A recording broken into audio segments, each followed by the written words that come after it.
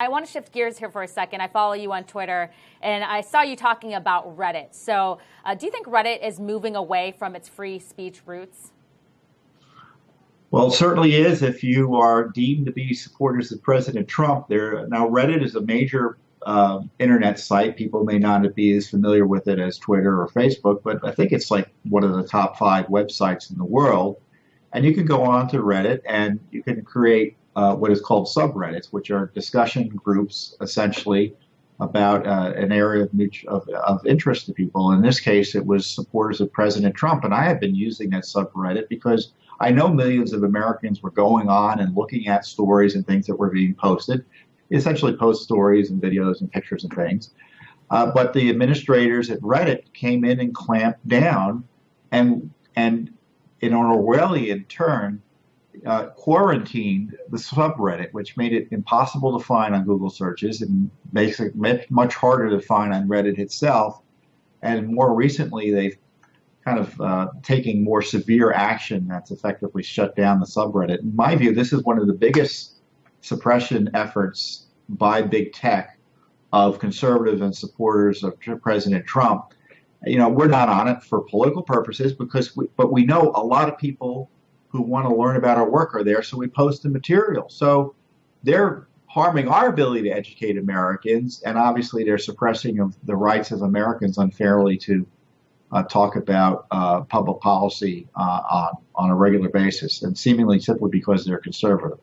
Yeah, and I see what you're talking about, because a lot of people believe that Reddit was like a safe space for free speech, and a lot of people use it. Millions of people use it, and what you're talking about is the community quarantine. So it just won't show up in a search. You have to actually go look for it yourself. One site, the Donald America First, which has almost 1 million followers, it's the same thing. It's just like warning you before you get in there. And I guess Reddit's reason for it was that the company did so after finding violent threats against public officials in the thread. But I'm sure you could find that anywhere. Not that that's acceptable. People should. Yeah, I mean, no one agrees that ought to be posted violent threats, obviously, but they've been vague as to what the issues are generally, and they just make up new issues. It looks like, to me at least, as they seek to justify the further quarantine of this discussion forum. It's really incredible, and it's a good example of how you've got this censorship of people people who are deemed to be supporters of President Trump or conservatives generally.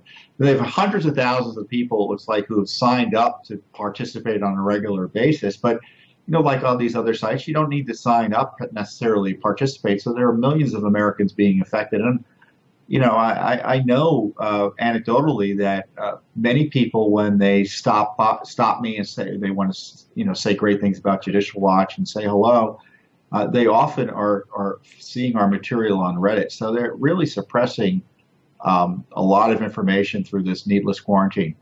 They got their rules, and the rules seem to be arbitrarily enforced against one side of the philosophical divide and not against the other. During a CPAC panel recently, Donald Trump Jr. said that conservatives need to wake up to social media censorship, saying that it's one of the top 3 issues. Do you agree with him on that? I think it's a significant issue, and one of the concerning developments I've noticed over the last year or so, that the censorship isn't just emerging out of the tech companies organically. It's as a result of pressure from politicians. Adam Schiff says, you're not allowed to talk about the whistleblower. Boom, boom, boom.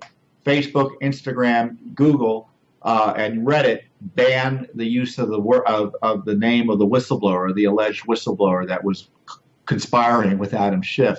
So there you've got this unholy alliance between government officials and big tech to censor information. And now we have Hillary Clinton and the left pressuring Facebook, for instance, to suppress further conservatives and start censoring political ads and the focus is that political ads are by Donald Trump. They don't care about other politicians. They just want to suppress him for political purposes, obviously. But it impacts conservatives as well. So this is not Facebook liberals just doing this on their own. This isn't just big tech liberals suppressing conservatives on their own. They're being pressured also by government politicians, which adds a new wrinkle to the First Amendment debate, because the argument had been, well, these are private companies and they can do what they want. Well, they're working with government to suppress us. Well, I think it's different. So you're for a government intervention or more government involvement overseeing big tech? Because I know the libertarian angle is, let the free markets decide. We don't want the government involved because eventually that would affect us more than it's affecting us now.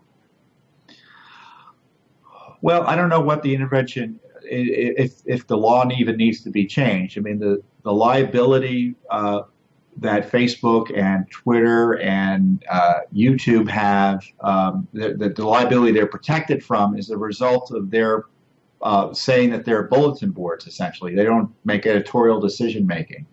Well, the more censorship they engage in and the more,